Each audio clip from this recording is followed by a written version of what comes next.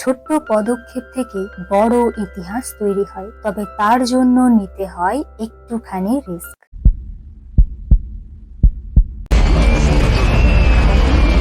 সোনার শহর, না না, প্রতিবার কি সোনার শহরই খুঁজবো? চলো আজ একটু ইতিহাসের লুকিয়ে রাখা সোনা খুঁজে আসি। আজ শোনাবো একজন সাধারণ ছেলে কিভাবে পুরো পৃথিবী ঘুরে নানা বিপদের সম্মুখীন হয়ে হাজার যুদ্ধ জয় করে ইতিহাসের গভীর রহস্য উন্মোচন করে নিজেকে প্রমাণ করে। নিয়ে এসেছি একটা দুর্ধর্ষ অ্যাডভেঞ্চার মুভি। আমি অঙ্কিতা, আর অঙ্কিতা এক্সপ্লেনে তোমাদের সবাইকে স্বাগত। আজকের মুভি আনচার্টেড। মুভির শুরুতেই দেখানো হয় একটা প্লেনে বাঁধা কয়েকটা বক্সের সাথে একটা ছেলে অজ্ঞান অবস্থায় উল্টো হয়ে ঝুলছে। তার পা ফেসে আছে একটা বক্সের বেল্ট গুলোতে, আর নিচে রয়েছে বিশাল গভীর সমুদ্র। ছেলেটার জ্ঞান ফিরতেই তার পাটা সেই বেল্ট গুলো থেকে খুলে যায়, আর সে গভীর সমুদ্রে পড়তেই যাচ্ছিল, কিন্তু সে কোনো রকমে বেল্ট গুলো ধরে ঝুলতে ঝুলতে উঠতে থাকে। কিছু লোক তাকে আটকানোর চেষ্টা করে, কিন্তু তাদেরকে মেরে সে যখন প্লেনের উপরে উঠে আসে তখনই একটা লাল রঙের গাড়ি এসে তাকে ধাক্কা মারে। গাড়িটাও সমুদ্রতে পড়ে যায় আর ছেলেটাও পড়ে যায়। তখনই একটা হাত এসে ছেলেটার হাতটা ধরে। দৃশ্য বদলায়, দেখানো হয় 15 বছর আগের ঘটনা। একটা ছেলে আরো একটা ছেলেকে বেলকনি থেকে টেনে তুলছে। সম্পর্কে দু ভাই হয় তারা। দাদার নাম শ্যাম আর ভাইয়ের নাম নাথন, সংক্ষেপে নেট। দু ভাই মিলে একটা মিউজিয়ামে যায় পৃথিবীর প্রথম ম্যাপ চুরি করতে, কিন্তু তারা ধরা পড়ে যায়। এই ম্যাপটা বানিয়েছিলেন পর্তুগিজ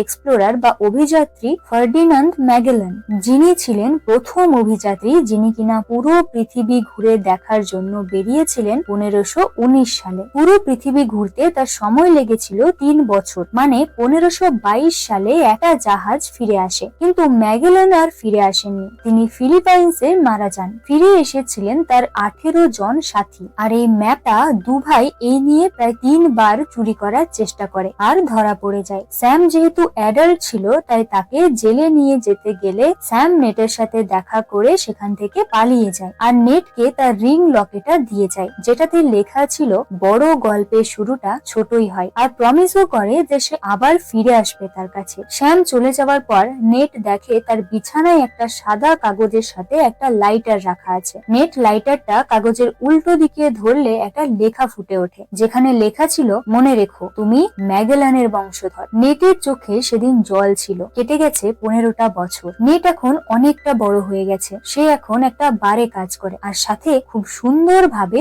চুরিও করে। একদিন একটা মেয়ের কাছ থেকে একটা ব্রেসলেট চুরি করলে দূরে বসে থাকা একটা লোক সেটা দেখে নেয়। লোকটার নাম ভিক্টর সুলিভান। লোকটা নেটকে বলে, এত সুন্দর করে হাত সাফাই? নেট সবটা অস্বীকার করে। ভিক্টর বলে, আমার কাছে তোমার জন্য একটা কাজ আছে, যাতে তুমি অনেক টাকা পাবে। নেট তাকে বেরিয়ে যেতে বললে লোকটা বেরিয়ে যায়, কিন্তু নেট যখন তার পকেটে হাত ঢোকায় ব্রেসলেটটা দেখার জন্য, তখনই দেখে ব্রেসলেটটা তার পকেটে নেই, উল্টো একটা কার্ড রাখা ভিক্টর সুলিভানের। নেট গার্ডের থেকে চাবিটা চুরি করে ভিক্টরের ঘরে ঢোকে, আর দেখতে পায় সেই প্রথম ম্যাপ যেটা তারা চুরি করতে গিয়েছিল। তখনই ভিক্টর চলে আসে। ভিক্টর বলে, এই ঘরে এত কিছু থাকতেও তোমার চোখ ম্যাপটাতেই কেন পড়লো? নেট বলে, এটা পৃথিবীর প্রথম ম্যাপ, যেটা নিয়ে ম্যাগেলান তার সফর শুরু করেছিলেন। তবে অনেকেই মনে করেন তিনি সোনা খুঁজতে বেরিয়েছিলেন, যেটা একটা গল্প মাত্র। ভিক্টর বলে, না, এটা কোনো গল্প নয়। এইরকম এক একটা সফরে অনেক খরচ হতো। ম্যাগেলান যখন সফরে বের হন, তখন স্পেনের রাজার কাছে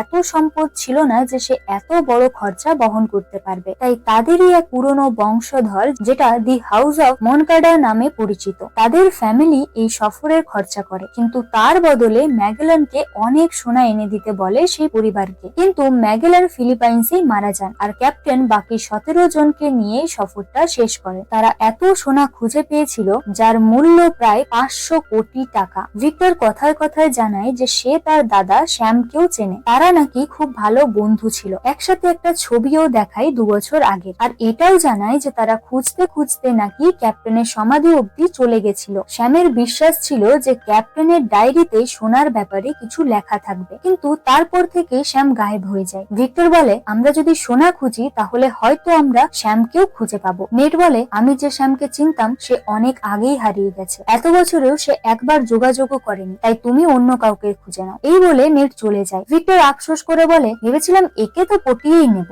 অন্যদিকে নেট বাড়ি ফিরে একটা বাক্স খোলে, যেটাতে তার দাদার পাঠানো পোস্ট কার্ড গুলো ছিল, আর সেই কার্ডের পেছনে অনেক কিছু লেখা ছিল, আর সাথে ছিল সেই রিং লকেটাও, যেটা নেট খুলে রেখে দিয়েছিল। আজ সেটা আবারও পরে নেয় সে, আর তারপর ভিক্টরের সাথে যেতেও রাজি হয়ে যায়। পরের দিন ভিক্টর নেটকে জানায় যে কিছুদিনের মধ্যেই একটা নিলামি হতে চলেছে, যেখানে অনেক পুরনো জিনিস নিলামের জন্য থাকবে, যার মধ্যে একটা ক্রসও থাকবে। সবার কাছে সেটা শুধুমাত্র ক্রস হলেও এটাই সেই চাবি যেটা দিয়ে আমরা সোনা খুঁজে পাবো। নেট বলে, কিন্তু ইতিহাস অনুযায়ী তো দুটো চাবি ছিল, একটা ক্যাপ্টেনের কাছে আর একটা ম্যাগেলানের কাছে, তো একটা চাবি দিয়ে আমরা কি করব? ভিক্টর জানায় যে তার কাছে ক্যাপ্টেনের চাবিটা আছে, আর অন্য চাবিটা এইখান থেকে চুরি করতে হবে। ভিক্টর নেটকে বলে, তুমি কোনোভাবে লাইনটা কেটে দেবে, বাকিটা আমি সামলে নেব। নেট জানায় যে তার 50% শেয়ার লাগবে। এরপর নেট প্ল্যান করে কোন দিক দিয়ে গিয়ে কিভাবে সে লাইনটা কাটবে। তারপর ভিক্টরকে জানায় যে তার একটা সুন্দর স্যুট লাগবে, আর লাইন কাট করার জন্য একটা কাটার, আর সাথে একটা বেড়াল। এরপর নিলামের দিন তারা যখন রেডি হচ্ছিল, তখনই তাদের কথোপকথনের মাধ্যমে নেট বলে ওঠে, তুমি তো নেভিতে ছিলে, তোমাকে তো বের করে দেওয়া হয়েছে, তাই না? ভিক্টর বলে, তুমি রিসার্চ করে এসেছো দেখছি। হ্যাঁ, আমি হেলিকপ্টারের পাইলট ছিলাম, একটা ঐতিহাসিক জিনিস নিয়ে যাচ্ছিলাম, কিন্তু সেটার ওজন বেশি হওয়ার জন্য হেলিকপ্টারটা ক্রাশ হয়ে যায়, আর এই জন্যই অফিসাররা আমাকে রেগে বের করে দেয়। নেট বলে, বাঁচাচ্ছিলে নাকি চুরি করছিলে? ভিক্টর বলে, দেখো, আমি না নিলে ওটা কেউ না কেউ নিয়েই নিত। তারপর ভিক্টর নেটকে লাইন কাটারটা দিয়ে বলে, আর এই বেড়ালটা কি জন্য? নেট একটা দুষ্টু হাসি দিয়ে বলে, তোমার লাইফটা খুব বোরিং, তাই ওটা তোমার জন্য। ভিক্টর বলে, আমি এটা রাখতে পারবো না, আমার পুরো ঘর নোংরা করে দেবে ও। তারপর তারা নিলামের জায়গায় পৌঁছায়। ভিক্টর নেটকে একটা এয়ারবাডের মতো জিনিস দেয়, কিন্তু সেই মেশিনটা ছিল একদমই ছোট আর কানের একদম ভেতরে লাগানোর জন্য। তবে গাড়ি থেকে বেরোতেই নেট একটা সুন্দর লাল রঙের গাড়ি দেখতে পায়। ভিক্টর বলে, এটাই সেই দ্য হাউস অফ মনকাডা ফ্যামিলির ছেলে সান্তিয়াগো মনকাডা। এই লোকটা মনে করে যে সেই সোনার ওপর তারই অধিকার, তাই ও যদি চাবিটা একবার কিনে নেয় তাহলে সোনার কথা কিন্তু ভুলে যাও। এরপর হলের ভেতরে তারা যখন চুরির ব্যাপারে আলোচনা করছিল, তখন তাদের কাছে একটা মেয়ে আসে। ভিক্টর নেটকে সেখান থেকে চলে যেতে বলে, কারণ মেয়েটা নাকি খুব ভয়ঙ্কর। মেয়েটার নাম জো। জো ছিল ভিক্টরের এক্স প্রেমিকা। এইরকমই কোনো একটা প্ল্যানে ভিক্টরকে ঠকিয়েছিল জো। তারপর থেকেই তাদের ভালোবাসার সম্পর্ক শত্রুতাতে পরিণত হয়। ভিক্টর বলে, এত নিচে নেমে গেলে যে মন কাটার সাথে হাত মেলালে? জো বলে, তুমি তো শিখিয়েছিলে খাজানার জন্য সব ঠিক। এই বলে সে চলে যায়। তখনই নেট একটা স্টাফের পিছু নিতে নিতে ওপরে যায়, আর সেই স্টাফ যখন কার্ড সোয়াইপ করে দরজাটা খোলে, তখনই নেট দরজার লকটাতে চুইংগাম লাগিয়ে দেয়, যার ফলে গেটটা লক হয় না। এদিকে জো দুটো লোককে নেটের পেছনে পাঠিয়ে দেয়। নেট লাইনের তারগুলো কাটতেই যাবে, তখনই ওই দুটো লোকের মধ্যে একটা লোক চলে আসে। নেট আর লোকটার মধ্যে মারামারি হয়। অন্যদিকে নিলামিও শুরু হয়ে গেছিল। সেই ক্রসটার দাম শুরু হয় $2,00,000, মানে ইন্ডিয়ান টাকায় 2 কোটি টাকার মতো। ভিক্টরের কাছে টাকা না থাকা সত্ত্বেও সে টাইম পাস করার জন্য দাম বাড়াতেই থাকে। মনকাডা লাস্ট $30,00,000 দেবে বলে, মানে 28.53 কোটি টাকা। তখনই ভিক্টর নেটকে বলে, যা করার করো, লাইন কাটো, বোমা ফেলো, যা ইচ্ছে করো, কিন্তু কিছু করো। নেট সেখানে থাকা ঝাড়বাতি গুলোর ওপরে লাফ দেয়, আর ঝাড়বাতি গুলো ধরে ঝুলতে থাকে। তখনই সুযোগ বুঝে সেখানে স্টাফদের কোট পরে ভিক্টর ক্রসটাকে নিয়ে আর নেটকে সেখানেই ছেড়ে পালিয়ে যায়। নেট বলে, আমার কি হবে? ভিক্টর বলে, এই গেমের একটাই নিয়ম, ধরা পড়া যাবে না। এই বলে সে বেরোতেই যাচ্ছিল, তখনই জো ভিক্টরের পিছনে আসে আর তার কাছ থেকে ক্রসটা কেড়ে নেওয়ার চেষ্টা করে। তখনই কয়েকটা স্টাফ আসছিল তাদের কাছে। জোকে ধরিয়ে দিয়ে সে ক্রসটা নিয়ে পালিয়ে যায়। অন্যদিকে নেট ওইখানে থাকা লোকগুলোকে বোকা বানিয়ে বেরিয়ে আসে হল থেকে। ভিক্টর গাড়িতে উঠতে গিয়ে দেখে নেট আগের থেকেই বসে আছে। নেট বলে, আমাকে ছেড়ে চলে এলে? ভিক্টর ক্রসটা বের করে বলে, দুজনেই ধরা পড়ে গেলে আমাদের মূল্যবান জিনিসটা কে সামলে রাখতো? নেট বলে, এটা আমার কাছে থাকবে। ভিক্টর বলে, বিশ্বাস নেই আমার উপর? নেট বলে, বিশ্বাস করার মতো এখনো কিছু করেছো? এরপর তারা গিয়ে পৌঁছায় স্পেনের বার্সেলোনাতে। প্লেনে যাওয়ার সময় নেটকে ক্যাপ্টেনের ডায়েরিটা দেয় ভিক্টর। যাতে সে ডায়েরির লেখাগুলো ডিকোড করতে পারে। ভিক্টর বলে, তুমি কি কিছু বুঝতে পারছো? নেট বলে, হ্যাঁ, সবাই ঠিকই বলতো, তারা অনেক সোনা খুঁজে পেয়েছিল, কিন্তু তারা সেটা লুকিয়ে রেখে দেয় কোথাও, আর মন কাড়াকে জানায় যে তারা কিছুই পায়নি। ভিক্টর বলে, চাবিগুলোর ব্যাপারে কিছু জানতে পারলে? নেট বলে, কোনো পাইন গাছের কাছেই রাস্তা আছে। বার্সেলোনাতে এই মেয়েটার সাথে পরিচয় হয়। এই মেয়েটার কাছেই ছিল আরো একটা চাবি। মেয়েটার নাম ক্লোই। ভিক্টর বলে, আমাদের সবাইকে একসাথে মিলেই কাজটা করতে হবে, কিন্তু ক্লোই জানায় যে সে তাদের সাথে কাজ করবে না। এই বলে সে চলে যায়। ভিক্টর তাকে সন্দেহ করে আর নেটকে তার ব্যাগটা চেক করতে বলে যে দ্বিতীয় চাবিটা আছে কিনা, কিন্তু নেট দেখে যে ওই চাবিটা ক্লোই চুরি করে নিয়েছে। ভিক্টর বলে, জানি না কি করে আনবে, তবে চাবিটা আমার চাই। এই বলে তারা দুজনেই ক্লোইর পিছু নেয়। অনেক কষ্টে তারা ক্লোইকে ধরে ফেলে। ক্লোই গাড়ি নিয়ে পালাতেই যাচ্ছিল, তখনই ভিক্টর বলে, ওকে ছেড়ে দাও, ও জানে সোনা কোথায় আছে, তাই ওর আর আমাদেরকে প্রয়োজন হবে না। ক্লোই থেমে যায়। নেট বলে, দেখো, তারা 18 জন মিলে সোনা লুকিয়ে রেখেছিল, তো শুধু একটা পাইন গাছকেই তো টার্গেট বানাবে না, সেই চাবি দুটো অল্টারনেট করে লাগাতে হবে। ক্লোই বলে, কোথায়? নেট জানায় একটা চার্চে। তারপর সে বলে, দাও এইবার আমার চাবিটা। ক্লোই বলে, কোন চার্চ? তারপর তারা যায় সেন্ট মারিয়া ডেলপি নামের একটা চার্চে। সেখানে তারা জানতে পারে পরের দিন চার্চ ফাঁকা থাকবে, তাই ফিরে আসে। ক্লোই ভিক্টরকে বলে, এটা শ্যামের ভাই তাই না? ভিক্টর সম্মতি জানালে ক্লোই বলে, তুমি কি শ্যামের ব্যাপারে বলেছো সব? ভিক্টর বলে, না, পরে জানিয়ে দেবো। তখনই নেট চলে আসে। তারা চুপ করে যায়। অন্যদিকে দেখানো হয় মনকাডার হেডকোয়ার্টার। ইনি আর্মান্দো মনকাডা, সান্তিয়াগোর বাবা। আসলে তাদের এই সম্পত্তি এত বড় করতে অনেক নিষ্পাপ মানুষের প্রাণ চলে গেছে, তাই আর্মান্দো ঠিক করেন যে তিনি তার সব সম্পত্তি দান করে দেবেন। কিন্তু ছেলে সান্তিয়াগো এটাতে রাজি ছিল না, তাই সে বারবার এটা করতে বারণ করলেও আর্মান্দো শোনেন না। তিনি জানান যে ওনার সিদ্ধান্ত বদলাবে না, আর এটাও বলেন যে তার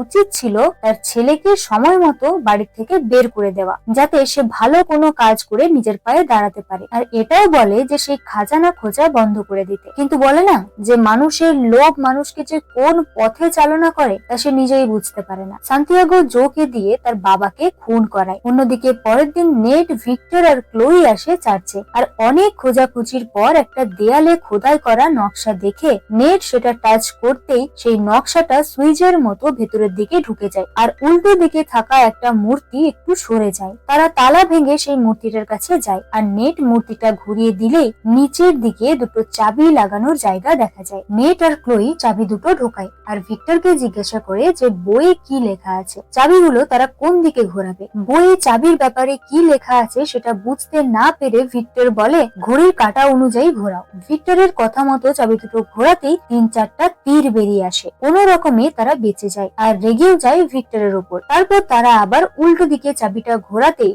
ভূমিকম্পের মতো কেঁপে ওঠে সেই মূর্তিটা। তারা দেখে মূর্তিটার পেছনে একটা গোপন রাস্তা। বইয়ে লেখা ছিল একজনকে স্বর্গে যেতে হবে আর অন্যজনকে নরকে। তো নেট আর ক্লোই যায় সেই গোপন রাস্তা দিয়ে নরকে, আর ভিক্টর যায় চার্চের বাইরে আরো একটা রাস্তা খুঁজতে। তবে দুজন দুদিকে যাওয়ার আগে ভিক্টরের ফোন দিয়ে নেট তার ফোনে ট্র্যাকিং করা দেখিয়ে দেয়। তারপর তাকে চাবিটা দিয়ে দেয় তারা, কিন্তু ভিক্টরের পিছু করতে থাকে জো। এদিকে নেট আর ক্লোই যখন সেই রাস্তাটা দিয়ে নিচে যাচ্ছিল তখনই তারা দুটো রাস্তা দেখতে পায়। একটাই তীর আঁকা ছিল আর অন্যটাই একটা নকশা, যার মানে ভগবানের রাস্তায় চলো। ক্লোই সেই নকশার রাস্তাটাই যায়, কিন্তু নেট সেই তীর আঁকা রাস্তাটার দিকে যেতে গেলে দেয়াল থেকে কয়েকটা তীর বেরিয়ে আসে। নেট ভয় পেয়ে ক্লোই রাস্তাতেই যায়। এরপর তারা সামনের রাস্তায় এগিয়ে যেতে যেতে দেখে একটা জায়গা থেকে নানা রঙের আলো আসছে। দরজাটা খুলতেই তারা দেখে সেটা একটা বার, আর সেই বারের একটা জায়গায় ল্যাটিন ভাষায় ইনফার্নাম লেখা ছিল,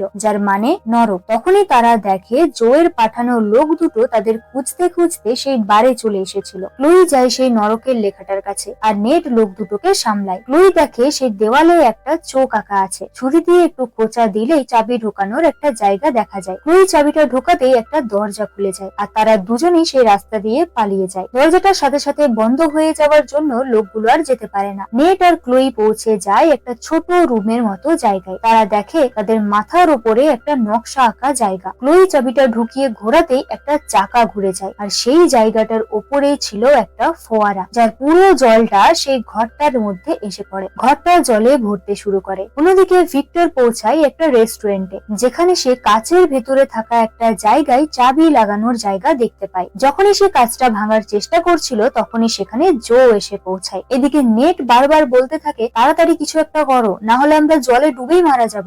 জো চাবিটা নেওয়ার চেষ্টা করলেও ভিক্টর তাকে চাবি দেয় না। তাদের মধ্যে মারামারি শুরু হয় আর শেষ পর্যন্ত ভিক্টর জোকে ছুঁড়ে মারে কাঁচটার উপর। কাঁচটা ভেঙে গেলে ভিক্টর চাবি ঢুকিয়ে ঘুরিয়ে দিলেই নেটদের মাথার ওপরে থাকা দরজাটা খুলে যায়। নেট বেরিয়ে আসলেও ক্লোই জ্ঞান হারায়। নেট আবার ডুব দিয়ে ক্লোইকে তুলে নিয়ে আসে আর জ্ঞানও ফিরে আসে তার। এদিকে ভিক্টর এসে পৌঁছায় সেই ফোয়ারাটার কাছে, যার পাশেই মাটিতে একটা ছোট দরজা দেখতে পায়। অন্যদিকে নেট আর ক্লোই একটা ঘরের মতো জায়গায় পৌঁছায় আর একটা দরজা দেখতে পায় আর দরজাটা খোলারও চেষ্টা করে, কিন্তু ওই চাবিটা দিয়ে দরজাটা খোলা যাচ্ছিল না। ক্লোই ভিক্টরকে বলে যে ওপরে কোনো একটা ক্লু খুঁজে পাচ্ছে কিনা সেটা দেখতে। তখনই ভিক্টর দেখে যে ফোয়ারার গায়ে একটা সিঁড়ির মতো চিহ্ন আঁকা আছে। ভিক্টর জানায় যে হয়তো দুটো চাবি একসাথে লাগাতে হবে। তবে নেট তার কাছে থাকা চাবিটা চাইলে ভিক্টর কিন্তু দিতে চায় না। আসলে তারা একসাথে গুপ্তধন খুঁজছিল ঠিকই, কিন্তু কেউ কাউকে এতটুকু বিশ্বাস করতো না। কিন্তু ভিক্টরের কাছে থাকা সেই দরজাটাও খুলছিল না, তাই কোনো উপায় না পেয়ে চাবিটা দিতে বাধ্য হয় ভিক্টর। দুটো চাবি একসাথে লাগাতে দরজাটা খুলে যায়। তারা ভেতরে ঢুকে দেখে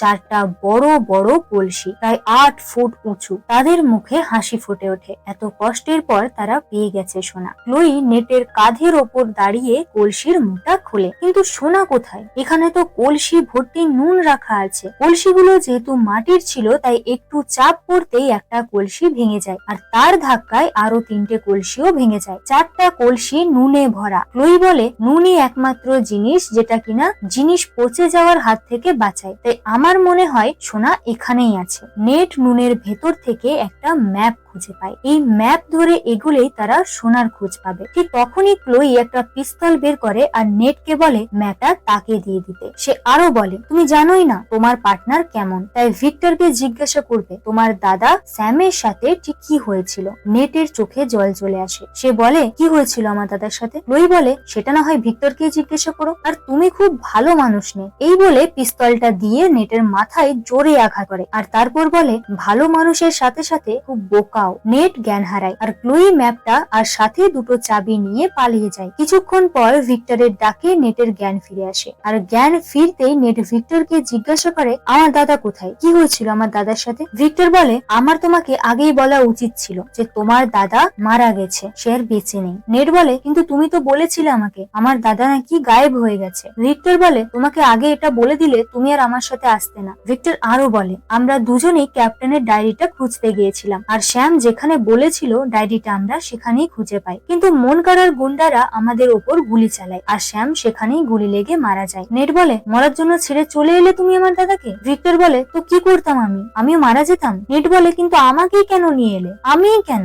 ভিক্টর জানায় যে শ্যাম অনুমান করেছিল যে এই সোনার একটা লাস্ট ধাঁধা থাকবে আর আমি ভেবেছিলাম শ্যাম যেহেতু সবসময় তোমার কথাই বলতো তাই হয়তো লাস্ট ক্লুটা সে তোমাকে জানিয়ে গেছে, তাই আমি তোমাকে আমার সাথে নিয়ে এসেছিলাম। তুমি কি কিছু জানো? নেট বলে এত কিছুর পর তোমার লজ্জা করছে না এটা জিজ্ঞাসা করতে? আজ থেকে তোমার আর আমার কোনো কিছু নেই। এই বলে সে কাঁদতে কাঁদতে চলে যায়। পরের দিন ভিক্টর আবার আসে নেটের কাছে আর নেটকে বলে যে সে বুঝে গেছে ক্লোই তাদের সাথে বিশ্বাসঘাতকতা করেছে আর ক্লোই এখন কোথায় যেতে পারে সেটাও সে জানে। নেট বলে এইসব কথা বলে আমাকে ফাঁসানোর চেষ্টা করে লাভ নেই। তুমি জানো আমি এত বছর ধরে শুধু নিজেকে সান্ত্বনা দিয়ে এসেছি যে আমার দাদা একদিন ঠিক আমার কাছে ফিরে আসবে। সে তো এলো না, আসলে তুমি। তাই আমার দাদার স্বপ্ন পূরণ করার পর তোমার আর আমার রাস্তা আলাদা। এই বলে তারা বেরিয়ে পড়ে। অন্যদিকে ক্লোই আসে মনকাডার কাছে। জো খুব অবাক হয়, কিন্তু মনকাডা জানায় যে ক্লোই প্রথম থেকেই নাকি তার সাথেই কাজ করছিল। তারপর তারা প্লেনে করে যাত্রা শুরু করে আর সাথে তার লাল গাড়িটাও নিয়ে যায়। প্রথমে তারা একটা দ্বীপ ঠিক করে যেখানে তারা তাদের দরকারি জিনিসগুলো প্লেন থেকে ফেলবে আর সেই দ্বীপের কিছু মানুষই তাদের সাহায্য করবে। এরপর মনকাডা যখন তার ফ্যামিলির ইতিহাস নিয়ে বলছিল তখনই জো পেছন দিক থেকে মনকাডার গলা কেটে তাকে মেরে ফেলে। ক্লোই ভয়ে লুকিয়ে পড়ে। সব গুন্ডাগুলো ক্লোইকে খুঁজছিল। ঠিক তখনই লাল গাড়িটার ডিক্কি থেকে নেট আর ভিক্টর বেরিয়ে আসে। মনকাডা যাত্রা শুরু করার আগেই নেট আর ভিক্টর গাড়িতেই উঠে পড়েছিল। প্রথমে তারা ভেতরে গিয়ে সেই ম্যাপটা নেয়, তারপর প্যারাসুট খুঁজতে আসে। তখনই ভিক্টর বলে এখন কিন্তু কিছু করবে না। নেট বলে ও আমার দাদাকে মেরেছিল, এমনি এমনি তোকে ছাড়বো না। এই বলে সে বাইরে বেরিয়ে আসে আর জোকে বলে তুমি মেরেছিলে তাই না আমার দাদাকে? দুটো লোক গুলি চালাতে গেলে নেট তাদের জিনিসপত্রের প্যারাসুটটা খুলে দেয় আর একটার সাথে একটা বক্স বাঁধা ছিল, তাই সব বাক্সগুলো প্লেনের সাথে ঝুলতে থাকে। এটাই সেই দৃশ্য যেটা প্রথমে দেখা দেখানো হয়েছিল। ভিক্টর সেই সময় প্যারাসুট নিয়ে লাফ দেয় আর নেট সেই জিনিসগুলোর সাথেই উল্টো হয়ে ঝুলতে থাকে। এদিকে ক্লোইকেও খুঁজে পেয়ে যায় গুন্ডাগুলো, কিন্তু ক্লোই গুন্ডাগুলোকে মেরে সেই লাল গাড়িটাই উঠে গাড়িটা নিয়েই লাফ দেয়। আর সেই একই সময়ে নেট গুন্ডাগুলোকে মেরে প্লেনে উঠতে যাচ্ছিল আর লাল গাড়িটার ধাক্কাতে দুজনেই পড়ে যায়। দুজনের কাছেই প্যারাসুট ছিল না, তাই তারা পড়তে থাকা একটা বাক্সর ওপর লাফ মারে। তারা সেই বাক্সের প্যারাসুটটা খুলে দেয়। তারপর তারা সেই বাক্সটার সাথেই সমুদ্রে পড়ে আর ভাসতে ভাসতে তারা একটা দ্বীপে এসে পৌঁছায়। সেখানে তারা একটা রুম নেয়। অন্যদিকে জো তার দলবল নিয়ে ফিলিপাইন্সের কিয়াম্বাতে পৌঁছায়, যেখানে মোনকাডা আগে থেকেই সব ব্যবস্থা করে রেখেছিল।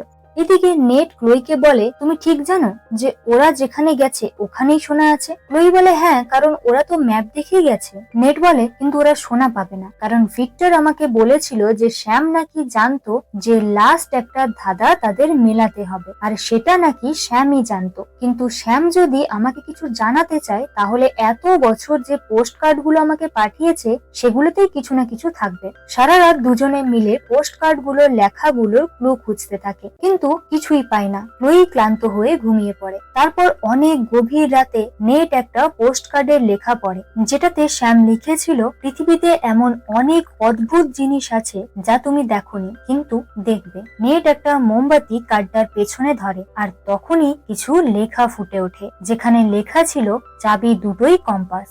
নেট দুটো চাবি ম্যাপের দুই দিকে বসিয়ে ঘোরাতে থাকে আর দুটো শেষ বিন্দু এক জায়গাতে এসে মিলে যায়, মানে সেখানেই সোনা লুকানো আছে। নেট খুশিতে ক্লোইকে ডাকতেই যায়, কিন্তু ক্লোই ঘুমাচ্ছে দেখে তাকে আর ডাকে না। নেট একটা খাতাতে লোকেশনটা লিখে দেয়, তারপর সেও ঘুমিয়ে পড়ে। পরের দিন জো তার দল নিয়ে পৌঁছায় কালা দে ওরো নামের একটা দ্বীপে, যদিও এটা একটা স্প্যানিশ শব্দ যার মানে সোনার উপসাগর। অন্যদিকে ক্লোই ঘুম থেকে উঠে সেই খাতাটা দেখতে পেয়ে ভীষণ খুশি হয়। তারপর সে নেটের দিকে তাকায় আর তার হাসিটা মিলিয়ে যায়। নেট ঘুম থেকে উঠে দেখে একটা চিঠি, যেখানে লেখা ছিল, আমি তোমাকে অনেক পছন্দ করি, কিন্তু আমি আমার জীবন থেকে শিখেছি কাউকে কখনো বিশ্বাস করতে নেই। আসলে ক্লোই নেটকে আবারও ঠকিয়ে লোকেশনটা নিয়ে পালিয়ে গেছে। নেট চিঠিটা পড়ে একটা মৃদু হাসি দিয়ে বলে, ঠিক আছে, তবে তুমি যে ভুল পথে যাচ্ছ। তারপর একটা বোতলের মুখ থেকে আসল লোকেশনটা বের করে। আসলে নেট আগে থেকেই জানতো যে ক্লোই তাকে আবারও ঠকাতে পারে, তাই ভুল লোকেশনটা খাতায় লিখে ঘুমিয়ে পড়েছিল। এরপর নেটও বেরিয়ে পড়ে একটা স্পিড বোট নিয়ে, কিন্তু জো তাকে দেখতে পেয়ে যায়। নেট এসে পৌঁছায় একটা গুহার কাছে। গুহার ভেতরে গিয়ে সে জলের নিচে এক জায়গায় আলো দেখতে পায়। নেট সাঁতার কেটে সেই রাস্তাটা পার হয় আর দেখতে পায় বিশাল বড় বড় দুটো জাহাজ। নেট সেই জাহাজগুলোর কাছে যায় আর তার মনে পড়ে শ্যামের বলা কথাগুলো। শ্যাম বলেছিল এই সোনাগুলো নাকি হারিয়ে গেছে, গায়েব হয়ে যায়নি। দুটোর মধ্যে তফাৎ আছে, কোনো জিনিস হারিয়ে গেলে সেটা খুঁজে পাওয়া যায়। শ্যাম জাহাজটার গায়ে হাত দিয়ে বলে, আমি পেরেছি শ্যাম। তারপর সে জাহাজের উপর ওঠে আর দেখে জাহাজের ভেতরে অনেকগুলো ড্রাম, যার মধ্যে অনেক অনেক মশলা রাখা। তখনই ভিক্টর চলে আসে আর বলে, তখনকার সময় মানুষের কাছে মশলাও ছিল অনেক দামি। নেট অবাক হয়ে বলে, তুমি এখানে কি করে আসলে? ভিক্টর বলে, তুমি তো তোমার ফোন থেকে তোমাকে ট্র্যাক করা শিখিয়েছিলে, আর একটা তো তুমি বন্ধই করোনি। ভিক্টর বলে, আমি জানতাম তুমি ঠিক খুঁজে পেয়ে যাবে, কিন্তু কি লেখা ছিল সেই ক্লুতে? নেট বলে, ওটা জেনে তোমার কি হবে, সোনা তো পেয়েই গেছি। ভিক্টর বলে, কিন্তু কই, আমি তো সোনা দেখতে পাচ্ছি না। নেট ওখানে থাকা ড্রামের মুখগুলো খুলে দেয়। আসলে ওপরে নকল ঢাকনা লাগা ছিল, যার ওপরে নানা ধরনের মশলা ছিল। ভিক্টর নেটকে জড়িয়ে ধরে বলে, আমরা পেরেছি ছোট। নেট ভিক্টরকে দূরে সরিয়ে দেয় আর বলে, তোমার সাথে আমার আর কোনো সম্পর্ক নেই। তুমি বারবার প্রমাণ করে দিয়েছো তুমি স্বার্থের জন্য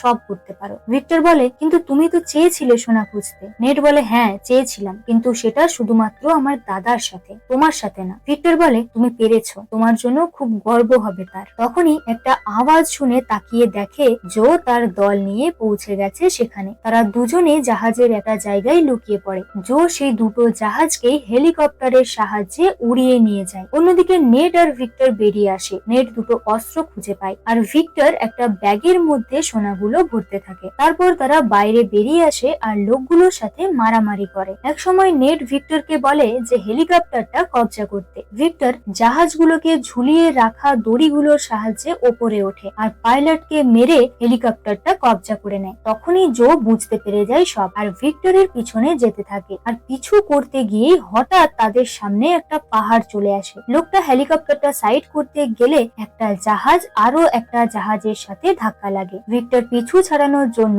পাহাড়ের মাঝখান দিয়ে হেলিকপ্টারটা নিয়ে যায়, কিন্তু হঠাৎ সামনে দিয়ে জোয়ের হেলিকপ্টারটা চলে আসে। ভিক্টর কোনো রকমে ওই হেলিকপ্টারের ওপর দিয়ে তাদের জাহাজটা উড়িয়ে নিয়ে যায়, কিন্তু ওজন সামলাতে না পেরে জাহাজটা জলে পড়ে যায়। নেটও জাহাজের সাথে ছিটকে যায়, কিন্তু ভিক্টর পরে আবার জাহাজটাকে সামলে নেয় আর উড়িয়ে নিয়ে যায়। নেটও জাহাজ ধরে ঝুলছিল। তারপর সে উঠে আসে জাহাজে। তখনই সামনে থেকে জোয়ের জাহাজটা আসছিল। নেট একটা তোপের মধ্যে বারুদ ঢুকিয়ে চালানোর চেষ্টা করে, কিন্তু যেহেতু এত পুরনো তোপ তাই চলছিলই না। এদিকে জাহাজটা এগিয়ে আসতেই থাকে। একদম সামনে আসতেই তোপটা জ্বলে ওঠে আর হেলিকপ্টারের গায়ে লেগে আগুন ধরে যায়। জো সুযোগ বুঝে লাফ দিয়ে ভিক্টরদের জাহাজে চলে আসে আর বলে, যেটা আমার হয়নি সেটা তোমাদেরও হবে না। এই বলে জো জাহাজের নোঙরটা খুলে দেয়, যার জন্য জাহাজটা ওখানেই থেমে যায়। ভিক্টর আর সেটাকে উড়িয়ে নিয়ে যেতে পারে না।